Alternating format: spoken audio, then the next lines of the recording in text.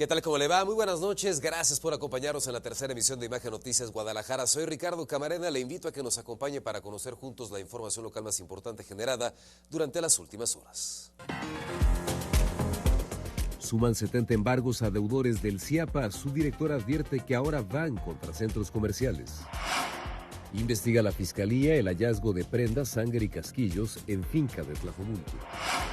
Denuncian conductores de plataformas digitales violaciones a sus derechos laborales.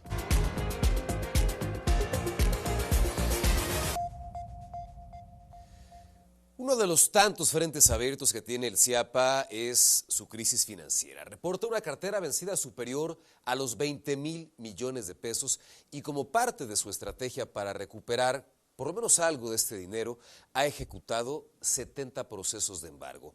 Una medida que fue emprendida en contra de comercios con grandes deudas y de acuerdo con el director del organismo, Ismael Jáuregui, ahora van contra los centros comerciales, aunque reconoce que no podrán recuperar ni siquiera la tercera parte de su cartera vencida. Y aclara que esta estrategia jurídica no está dirigida a los consumidores domésticos.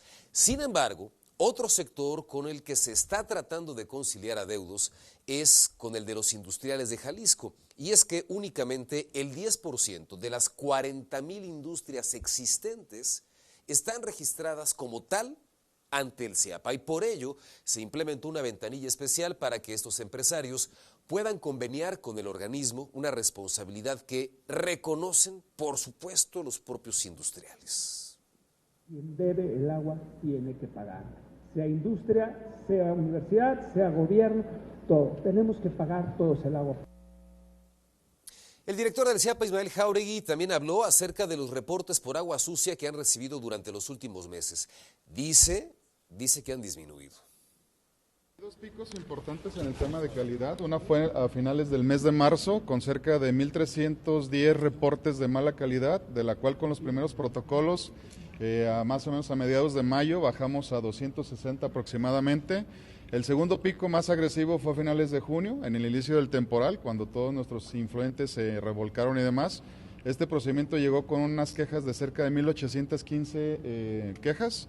Y en los procedimientos que hicimos posteriormente, con lavado, seguimiento de procedimientos locales, desfogues controlados y demás, hemos llegado a cerca de 395 en estas últimas semanas. Menos reportes no necesariamente son menos problemas, y menos cuando no contestan en el CIAPATEL. Por eso no hay reportes. Se sabe que las quejas por las deficiencias en la prestación del servicio prevalecen, ya sea porque el agua llega de manera intermitente o porque llega turbia o al margen claro de los socavones y de las fugas de aguas negras y potables, que también son la constante. Personal de la Fiscalía Estatal y de la Comisión de Búsqueda de Personas Desaparecidas trabajan en la presunta casa de seguridad y adiestramiento localizada por colectivos en Tlajomulco.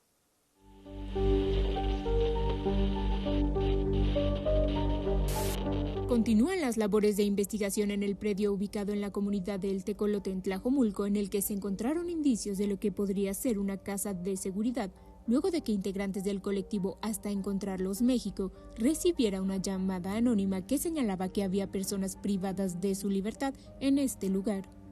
Pues sí, llegamos a ese ranchito, estaba el cancel abierto, como que acababan de salir, estaba una moto, vimos, entramos pues y lo primero que vimos fue una moto, había sangre. Estaba fresca, todavía estaba fresca la sangre. Vecinos del predio dijeron que se escuchaban balazos y diversos ruidos desde hace varios meses. Sin embargo, hasta ahora no hay pistas de los posibles responsables. Por su parte, los integrantes del colectivo piden el apoyo de las autoridades. Sí hay muchísimas evidencias y quisiera a las autoridades por ver si nos pueden ayudar para que sigan con las investigaciones, porque pues sí se nos hace raro que en un ranchito así haya tantas cosas. En el lugar ya se encuentra personal estatal de la Comisión de Búsqueda, así como del área de desaparecidos de la Vicefiscalía Regional, quienes trabajan con georradares y apoyados por binomios caninos. Hasta el momento no se han localizado restos humanos de ningún tipo en la zona. Con imágenes de Joan Plasencia, para Imagen, Nayeli Medina.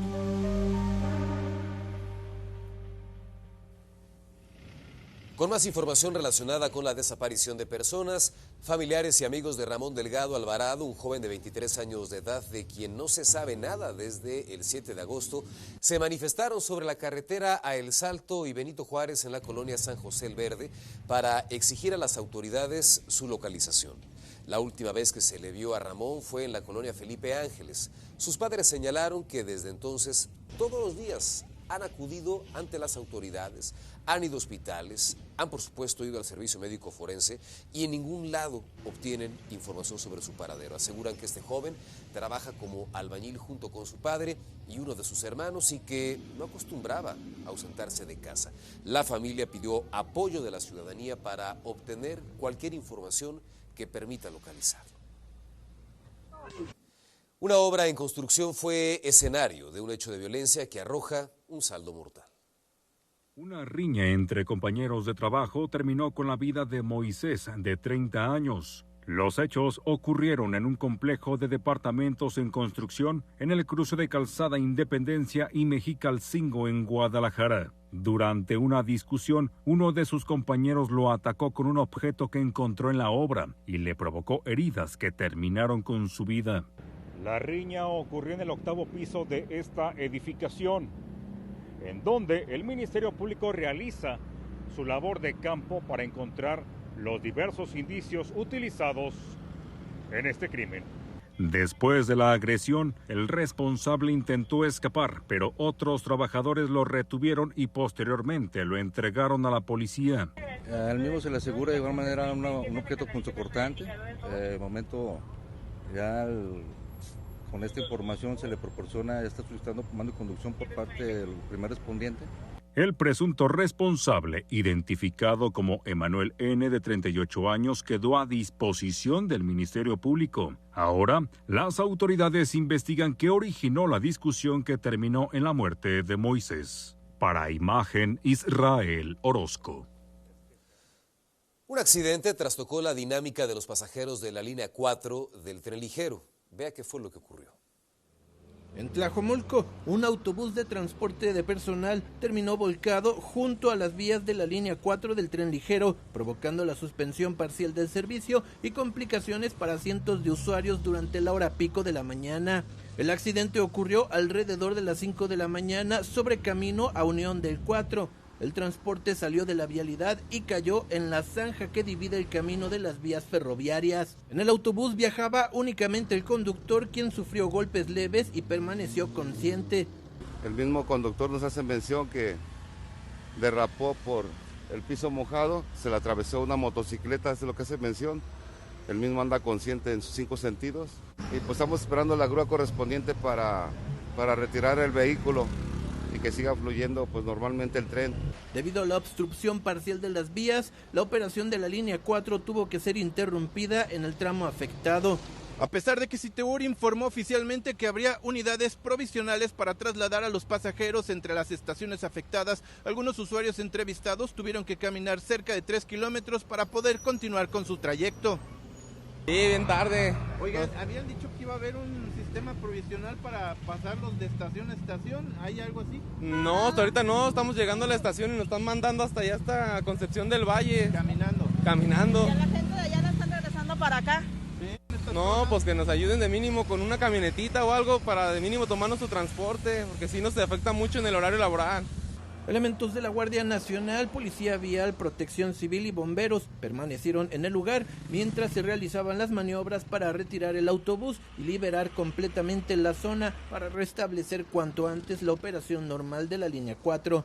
Informó para Imagen Alberto Mariscal. Un helicóptero del ejército mexicano hoy dio la nota en el norte de Zapopan. Vea por qué. Un helicóptero estuvo a nada de desplomarse tras una posible mala maniobra o falla en su sistema de vuelo. El incidente fue grabado en una zona residencial conocida como el Ejido Copalita, así como en Villa Fontana, La Magdalena y la carretera a Colotlán en Zapopan, Jalisco. Aunque no hay un comunicado que precise qué originó este tremendo susto en el aire, fuentes de seguridad revelaron que la aeronave aterrizó sin contratiempos y sin que se reportaran heridos. El avistamiento reciente de helicópteros y aeronaves en Zapopan, registrado del 22 al 25 de agosto, corresponde a un despliegue y prácticas de aeronaves militares cerca de la base aérea militar de Zapopan. Estas actividades posiblemente tengan relación con la visita de la presidenta de la República, Claudia Sheinbaum, quien este 26 de agosto presidirá la ceremonia de clausura y apertura de cursos de los planteles del sistema educativo militar en el Colegio del Aire. Para Imagen, Israel Orozco. Choferes de plataformas digitales denuncian incumplimientos laborales. Vea cuáles son sus quejas y cuáles son las denuncias más recurrentes. Conductores de plataformas digitales se manifestaron para denunciar lo que consideran incumplimientos laborales por parte de empresas como Uber y Didi, además de exigir mejores tarifas y mayor transparencia en el cálculo de sus ingresos. Los inconformes señalaron que tras la reforma que reconoce derechos laborales para los trabajadores de plataformas, continúan existiendo dudas sobre el desglose y el pago de prestaciones como aguinaldo, vacaciones y prima vacacional, además del acceso efectivo a la seguridad social. Otro de sus principales reclamos son las tarifas. Aseguran que existen viajes cuyo pago resulta insuficiente frente al costo del combustible, mantenimiento, seguros y además del gasto que diariamente absorben los conductores. Uno llega más rápido, o sea, a mí se me haría que es un buen servicio, que uno termine más rápido el viaje y te estén rebajando por llegar más rápido al destino. A veces te rebajan 50 pesos, si el viaje era de 200 y llegaste 5 minutos más rápido, te bajan 30, 40 pesos de tus ganancias. También denunciaron cobros que consideran injustificados y piden revisar las aportaciones e impuestos que aparecen reflejados en sus operaciones para establecer cuáles corresponden al trabajador y cuáles deben ser absorbidos por las empresas. Los manifestantes exigieron además fortalecer los mecanismos de identificación de usuarios al considerar que el anonimato representa un riesgo para los conductores. Otro reclamo se relaciona con las suspensiones o desconexiones de las cuentas. Los conductores piden procedimientos claros que les permitan conocer los motivos y defenderse antes de perder el acceso a la plataforma. Los inconformes adelantaron que buscarán llevar sus demandas ante autoridades laborales y legislativas. Informó para Imagen Alberto Mariscal.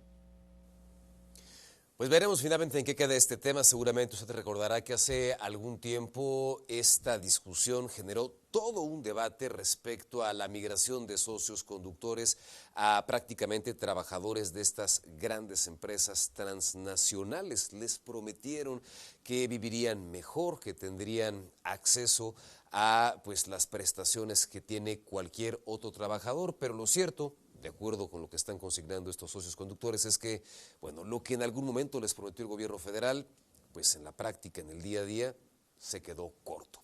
Vamos a otro tema que también se traduce en un reto. Comprar vivienda no está al alcance de todos, se sabe. Sin embargo, el problema se agudiza cuando ni siquiera una vivienda de interés social queda a la mano de cualquier trabajador. Comprar una casa dentro del área metropolitana se ha vuelto todo un reto, y es que según especialistas de la Universidad de Guadalajara, para poder acceder a una vivienda de interés social dentro de nuestra ciudad, se necesita un sueldo de al menos 4 salarios mínimos. El problema no es la falta de viviendas, pues aunque la construcción vertical podría ayudar a aprovechar mejor los espacios, la mayoría de esos departamentos terminan siendo demasiado caros. Y es que incluso las viviendas de interés social van de los 600 a los 900,000 pesos o incluso superan el 1,000,000 dependiendo de la zona. Además, hay otra contradicción. Mientras que Jalisco enfrenta un rezago de alrededor de 196,000 viviendas, también existen cientos de casas que fueron abandonadas por estar lejos de escuelas o servicios. Por ejemplo, en Tlajomulco, 1 de cada 4 casas está deshabitada. Es decir, cuando hablamos del hábitat como concepto general, implica no solamente el objeto vivienda, ¿no?, sino también todo lo que está alrededor de la vivienda para acceder a ella, ¿no? La infraestructura, la vialidad, la movilidad, el medio ambiente, la economía, la cercanía a los servicios. La solución no es solo construir más, sino buscar alternativas que permitan a las familias acceder a viviendas dentro de la ciudad a precios asequibles. Entonces es complicadísimo pensar en un costo para vivienda social. Tiene que entrarle forzosamente los 3 niveles de gobierno, principalmente el federal, para buscar pues apoyos para la compra o, como algunos países lo han hecho, impulsar la vivienda en renta. El reto es claro, evitar que la ciudad se extienda hacia lugares alejados de escuelas, servicios y transporte, y que la construcción de vivienda no se mida solo por cuántos edificios se levantan, sino que realmente puedan ser pagados por quienes viven y trabajan en nuestra ciudad. Con imágenes de Joan Plasencia, para Imagen, Nayeli Medina. Y es que naturalmente el encarecimiento de la vivienda obliga a muchas familias a trasladarse hacia la periferia de la ciudad. El problema en la periferia de la ciudad es que no en todos los casos se cuenta con los servicios básicos mínimos, indispensables para poder tener calidad de vida, empezando por el transporte, el agua, la seguridad y otros tantos. Y por ello, las ciudades o los fraccionamientos fantasma. Y Tlajomulco, aunque ya se trabaja en este tema, bueno, Tlajomulco es tristemente un referente a nivel nacional. Hablemos ahora de las calles de la ciudad y pongamos atención al antiguo camino a Tezistán en Zapopan, una vialidad que se degrada a lo largo de sus kilómetros. Recorrer completo el antiguo camino a Tezistán en Zapopan significa descubrir 3 realidades distintas. La vialidad comienza en Periférico Poniente y termina en la delegación de Tezistán.